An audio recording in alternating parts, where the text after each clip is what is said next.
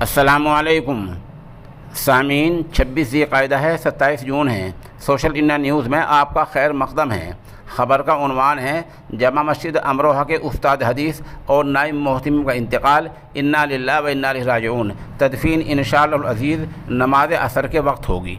इस खबर के लिए जामा मस्जिद अमरोहा से ही मुफ्ती रियासत अली क़ासमी दामत बरकातुहुम हमारे राब्ते में हैं। वो बता रहे हैं कि इस खित्ते में ये यानी मरहूम शेखुल इस्लाम मौलाना सैयद हुसैन अहमद मदनी नव्वरल्लाहु मरक़दहू के आखिरी शागिर्द थे और 1956 में उम्मुल मदारिस दारुल उलूम देवबंद से फ़राग़त के बाद 1957 से जामिया इस्लामिया अरबिया जामा मस्जिद अमरोहा में तदरीसी यानी पढ़ने पढ़ाने खिदमात अंजाम दे रहे थे और ये सिलसिला पूरी ज़िंदगी चलता रहा जिसकी मुद्दत तकरीबन 66 साल है।